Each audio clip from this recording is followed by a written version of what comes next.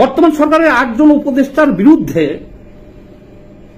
গুরুতর দুর্নীতির অভিযোগ। সোজা বাংলায় হলো যে 8 জন উপদেষ্টা বর্তমান তারা দুর্নীতিতে নিমজ্জিত। এই তথ্যটা আমি কোথায় পেলাম?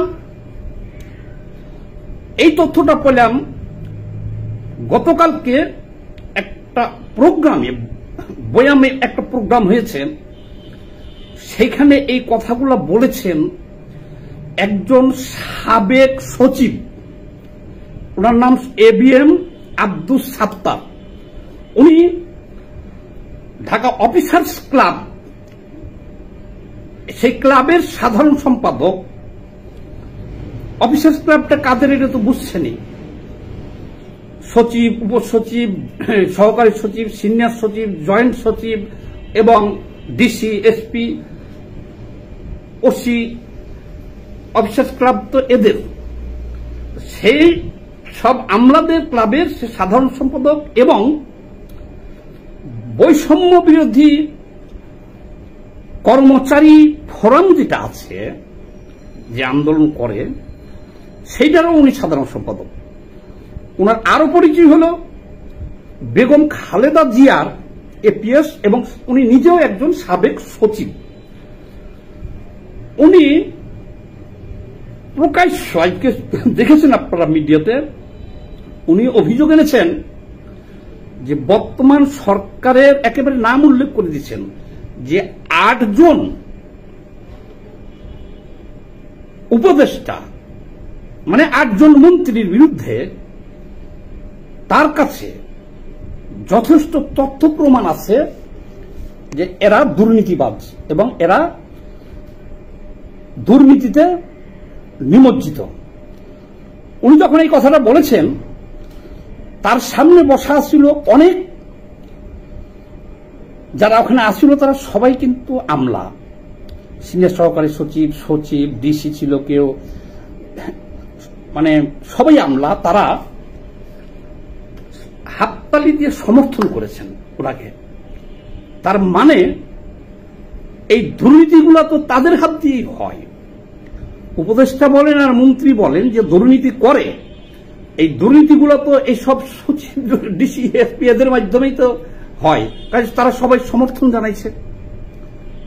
দেখেন, এই সচিব আব্দুস সাত্তার সাহেব আরো বলেছেন যে স্বাস্থ্য মন্ত্রণালয়ের মতো একটা গুরুত্বপূর্ণ মন্ত্রণালয়ে নূরজাহান বেগমের মতন একজন উপদেষ্টা কেন নিয়োগ দেওয়া হয়েছে?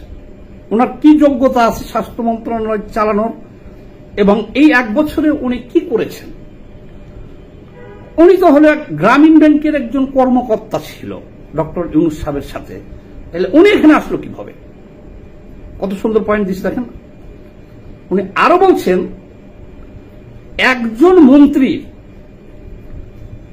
APS এর ব্যাংকে 200 কোটি টাকা পাওয়া গেল, সেটাকে আসিফ মাহমুদ সজীব ভুঁইয়া, যিনি স্থানীয় সরকার মন্ত্রণালয়ের দায়িত্বে আছে এবং ক্রীড়া মন্ত্রণালয়ের দায়িত্ব আছে, তার APS এর 200 কোটি টাকা পাওয়া গেল, তাহলে সেটা বিচার কি হলো?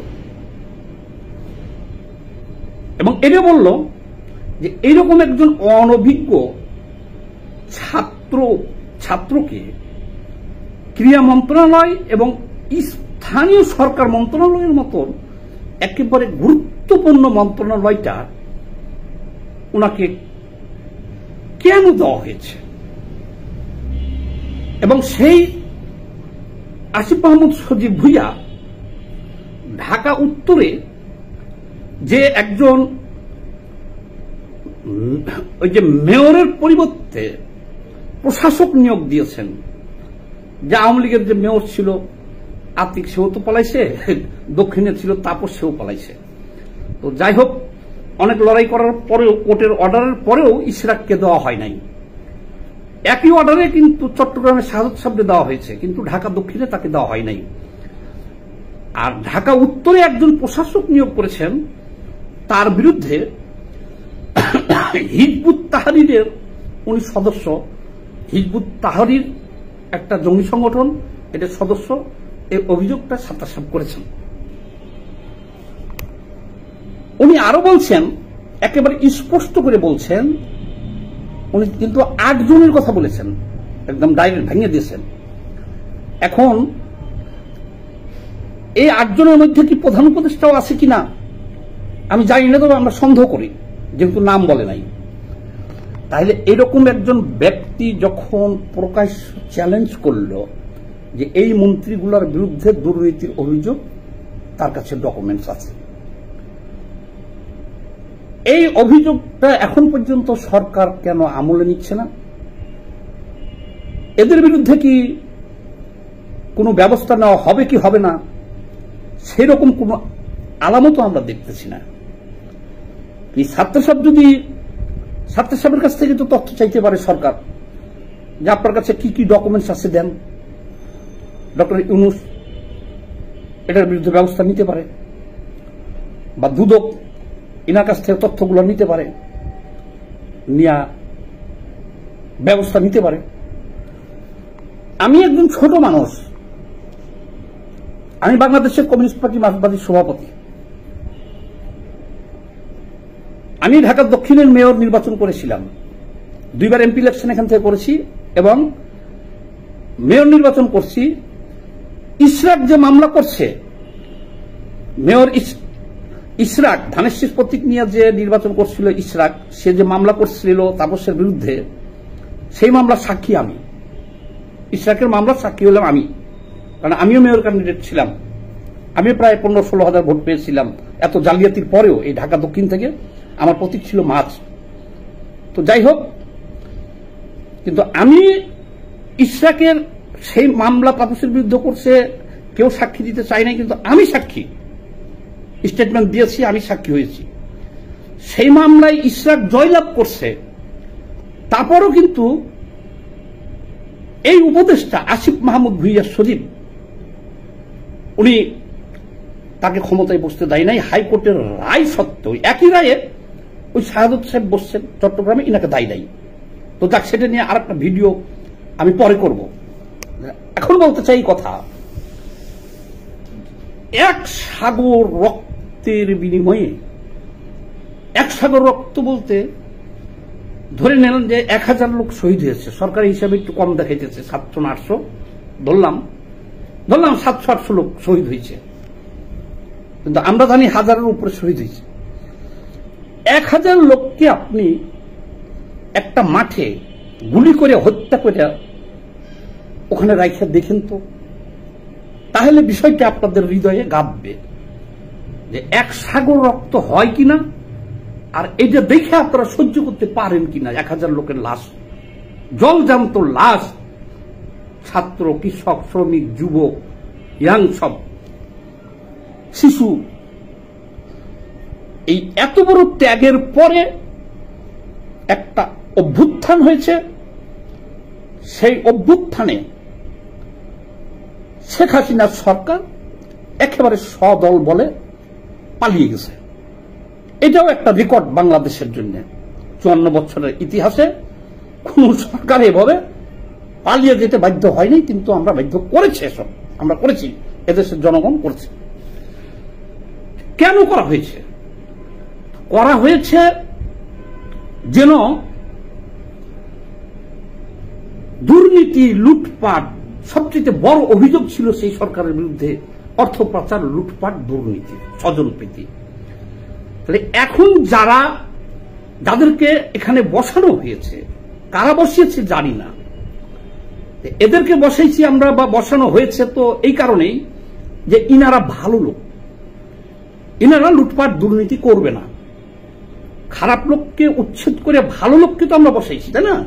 এবং ফেরেশতার মতো মনে করি আমরা এদেরকে, কারণ ইনারা তত্ত্বাবধায়ক সরকারের মতো ব্যবস্থাটা, ইন্টারিম গভর্নমেন্ট, সব দল মিলে বাছাই করে, এটাই তো নিয়ম যে ফেরেশতা যারা তাদেরকে এখানে দেওয়া হয়েছে।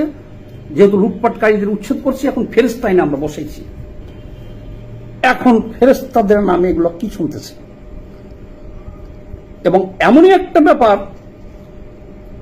যে কোনো নির্বাচিত, এরা তো নির্বাচিত হয়ে আসে নাই, এদের সিলেক্ট করা হয়েছে ফেরেশতা দেখে, এদেরকে ফেরেশতা দেখে সিলেক্ট করা হয়েছে। কিন্তু এখন এমন একটা বিষয় যে এদের দুর্নীতি ওপেন সিক্রেট। আমি একটা ছোট মানুষ, আমি আরো 6 মাস আগের থেকে বলতেছি, স্বয়ং প্রধান উপদেষ্টা তত্ত্বাবধায়ক সরকারের উনি কি কি সুবিধা দিচ্ছে এসে ন্যাক্কারজনক ভাবে উনি বিশ্ববিদ্যালয়, ট্রাভেলসের লাইসেন্স, ওনার ব্যাংকের 29 সাল পর্যন্ত গ্রামীণ ব্যাংকের সুদ মাপ, ট্যাক্স মাপ সরকারি, তারপরে ওনার 750 কোটি টাকা মাপ, ওনার নামে যত মামলা ছিল সব মাপ, আরো যা যা দিয়েছেন উনি আর কি। আমি বলে আসতেছি, নিজে ক্ষমতায় থেকে চেয়ারে বসে গেলে নেওয়াটা এটা নীতিবিরুদ্ধ কাজ, এটা তো আছেই।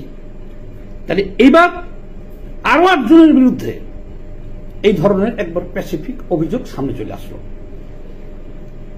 তাহলে কি আমরা এত বড় একটা অভ্যুত্থান করছি, করে যাদেরকে বসাইছি লুটপাট করার জন্য বসাইছি?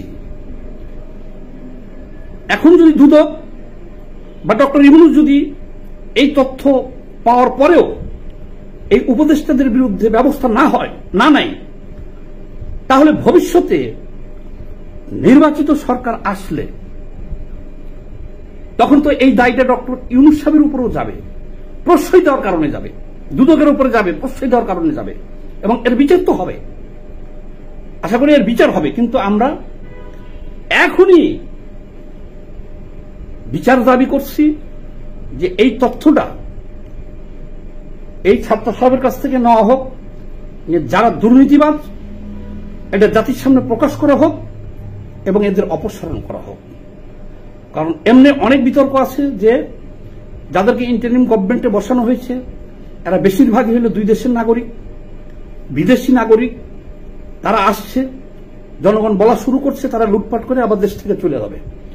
তাহলে এখন তো ঘটনা ওই দিকেই যেতেছে যে এরা সংবিধান সংশোধন করুক আর যাই করুক, যেভাবে চালাক, এদেরকে আমরা পাবো কেমনে? এটা তো বেশিরভাগই তো বিদেশি নাগরিক, এটা তো চলে যাবে।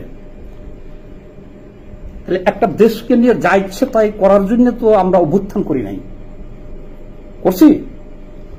এই ভিডিওটা বেশি বেশি করে সবাই শেয়ার দিবেন, যাতে ইউনূস পর্যন্ত যায়, ইন্টারিম গভর্নমেন্ট যায়, রাজনৈতিক নেতৃবৃন্দ দেখে, দুদকে দেখে, সবাই বেশি বেশি করে একটু শেয়ার দিবেন। আর ভয়েস অফ ফ্যাক্ট চ্যানেল যেটা আমার ইউটিউব, সেখানকার দর্শক যারা দেখছেন তাদের সবাইকে লাল সালাম, অভিনন্দন এবং ভালোবাসা। আমরা এই উপদেষ্টাদের এই দুর্নীতির বিষয়টা আমরা জানতে চাই। সবাই ভালো থাকবেন, সবাইকে লাল সালাম।